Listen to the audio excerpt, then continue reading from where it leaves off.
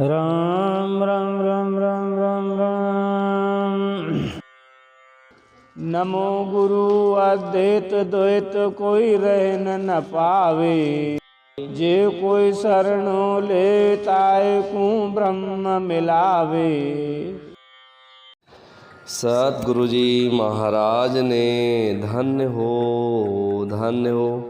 संतों के अमर वचन में से आज ये अमर परवाना जिसमें पांचवी गादी सतगुरु हरिदास जी महाराज साहब भोजास धाम जो नागौर ज़िले में है राजस्थान, वचन करते हैं कि गुरु अद्वैत होते हैं। अद्वैत सिर्फ एक मत होता है उनका, परमात्मा से स्नेह, और उनसे जो भी मिलता है उनके दोनों मतों को वो एक मत में ले आते हैं। कभी हम माया को मान लेते हैं कि ये इससे कारज होगा, कभी हमें लगता है कि ब्रह्म से कारज होगा।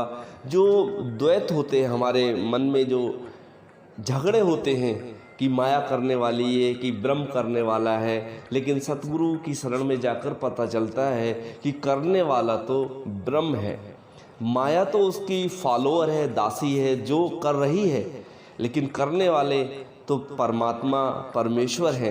ये विश्वास और इस वाक्य पर अडिगता रहने का जो कार्य होता है, सामर्थ्य है, वो सतगुरु जी के चरणों में ही जाकर मिल सकती है।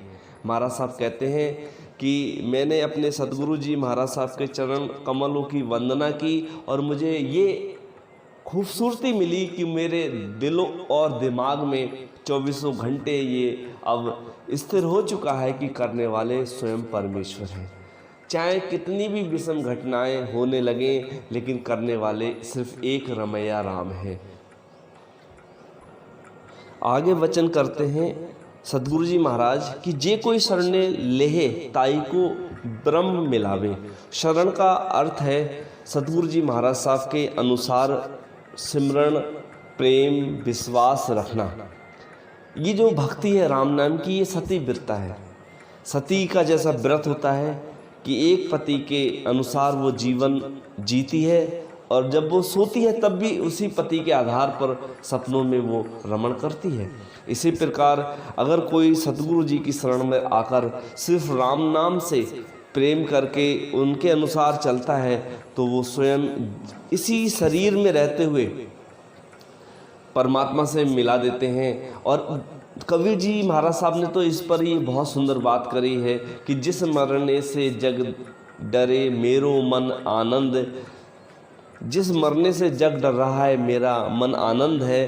कब मरहूँ कब पाऊंगा पूर्ण परमानंद। कब मरूंगा मैं, कब मैं पाऊंगा परमात्मा को, उसका अनुभव मैं आज कर रहा हूँ। इतनी सुंदर जो कथन है वो कब प्राप्त होगा, जब हम सतगुरु जी महाराज साहब के अनुसार चलेंगे।